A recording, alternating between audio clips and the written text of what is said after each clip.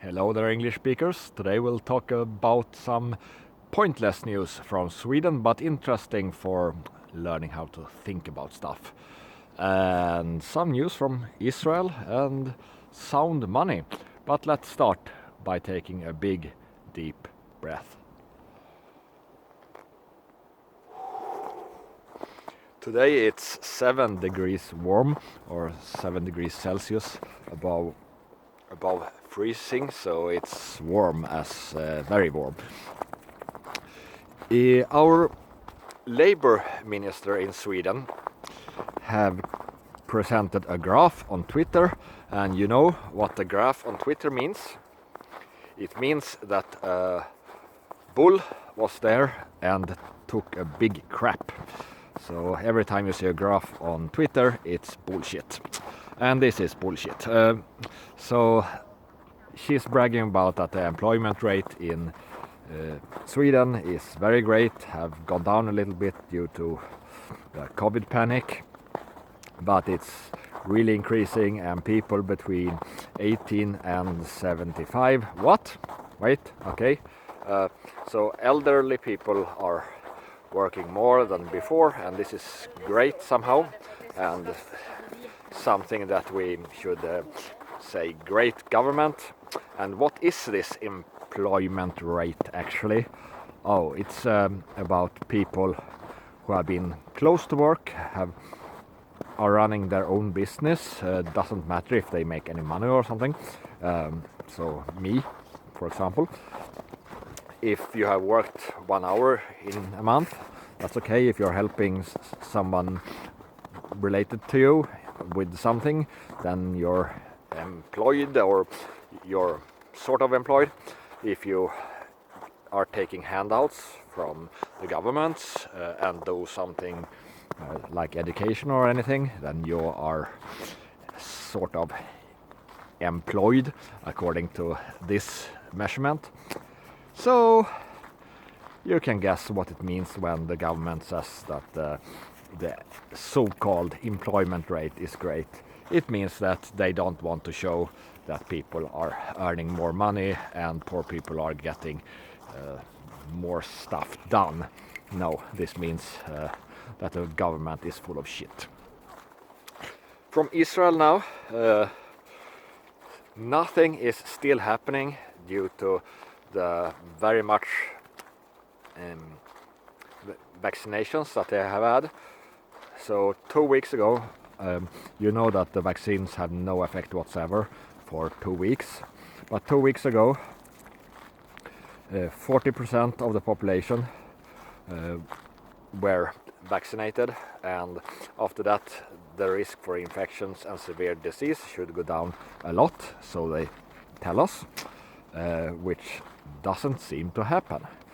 And then you compare with Palestine, which is, you know, quite close to Israel, where the infections and the problems have dropped like a stone, unlike in Israel, where the people dying after getting positively tested with COVID is just increasing. It's looking way not so good for the vaccines, but the jury is still out, so don't jump to conclusions just yet. But we have a big suspicion that the vaccines just don't work on people that will get severe COVID and die. The vaccines mostly work on people who will not get severe COVID anyway. Is a suspicion. We don't know yet, we'll see, but not promising. And you can probably notice in the media that have been saying, oh, look how good Israel is with the vaccination, look at Israel, oh, all this vaccination, why don't we have the vaccinations that they have in Israel? And then you will notice how they talk less and less about this, because otherwise they will not get any funding from big pharma that is advertising in the media and have a lot of psyops to make people think that vaccines are great and vitamin D and zinc and good health is horrible. Otherwise their profits will go down. Some interesting things about Israel though is an article here about Ivermectin to start with, and then some other drugs. Of course, it's just drugs and drugs. Nothing about vitamin D and general health. In Bulgaria, however, they have started to sell Ivermectin to anyone who wants it. So they are queuing up to buy it. We haven't seen any big effect in Slovakia since they started with Ivermectin, but I don't think that everyone is getting it, and they don't get it prophylactically. But there is a little bit difference between Czech Republic and Slovakia. So the cases have gone up in Czech Republic but down in Slovakia, but it's too little to say anything about if this had any kind of effect. And now back to Sweden. Very stupid news. I've warned you about something called MEWAS, which is an organization that is trying to shut Sweden down, put on masks on everyone, make it hard for Swedes to travel abroad, and generally being terrorist against the Swedish citizens. These people are, of course, against our agencies. So imagine if you have the government on one side that want to restrict the people a little bit, and then you have other people who wants to have a more oppressive regime. Can you imagine how that discussion goes? It should be pretty easy. The other ones are right-wing extremist Nazis. So that's their arguments on both sides. And of course they don't talk about public health or how to get people less vulnerable against viruses. No. It's oh, look at this doctor, so stupid and evil. Yeah, the doctor on the other side, it doesn't matter. Same argument. And yeah, they are so Nazi, they are so bad and fascists, and they are threatening us because, well, they have another opinion on us, and then we are the threatened one.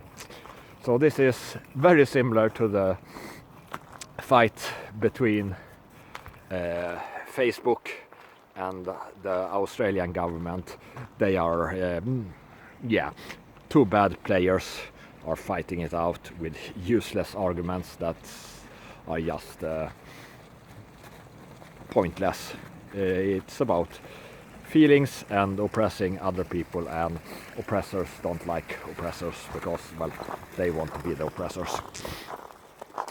We have had a tax on plastic bags in Sweden that they expected to get 200 million euros in income from this tax, and of course it was 12 times less than that. The point they said was we want to lower the usage of plastic bags, so instead people are reusing bags, which is kind of the point, but mostly people are using paper bags that are even worse for the environment, arguably, of course, but in many ways they are worse. So what did they do? Absolutely nothing, and except that showing that our government is a useless piece of crap and they can't predict stuff. If you can't predict stuff, then you're a moron and you need to change your worldview. And what does the government do? They change their propaganda, because that's the only thing that they actually know. And then the warning. Scary story, an interview from Ivor Cummins again, and he interviewed someone who got something called a Widowmaker cardiac arrest.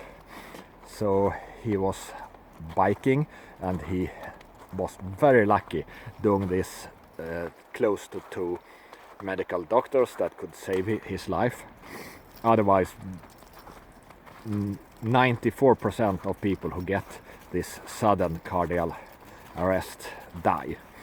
So the chance of surviving this is minimal.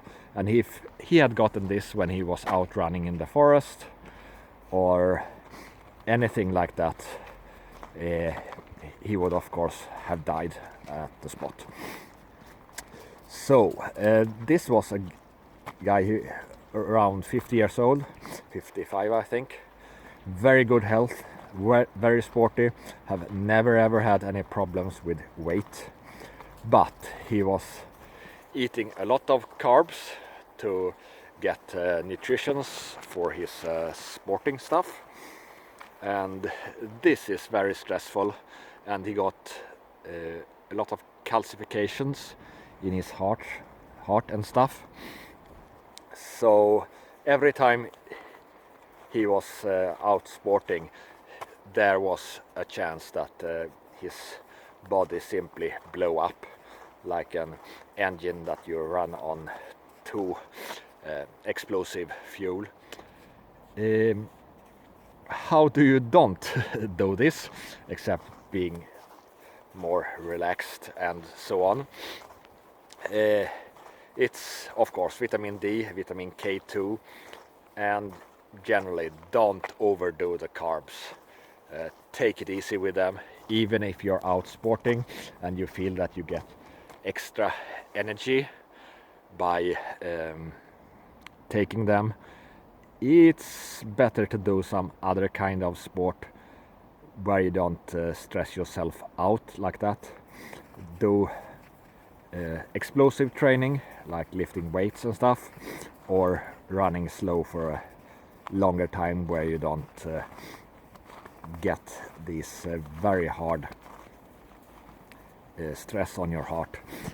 But basically, eat your carbs, eat your eggs, and vitamin D will not fix all your problems, but there is no excuse for not taking your vitamin Ds. And finally, gold money, an article arguing about that, and I agree totally that we can't use Bitcoin, for example. Bitcoin is great for a store of value and speculation, like buying ancient art. I've said that before. I'm very pro sound money. I don't think gold is the answer. We should have more like the Swiss central bank, where the central bank is investing not only in bonds and stuff like that, lending out money, but also in stocks a little bit, and maybe in these cryptocurrencies and assets.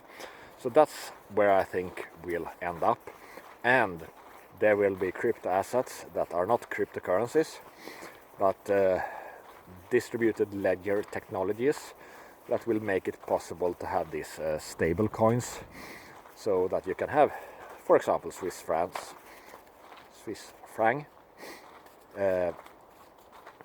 and then these different kinds of currencies will compete with each other, and probably some innovation will come there.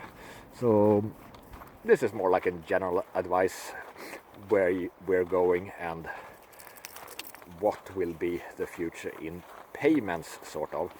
So if you get a payment system, don't spend too much time if it's not this kind of sound money, I would say. Maybe lending and borrowing gold will be a thing, but I don't think so.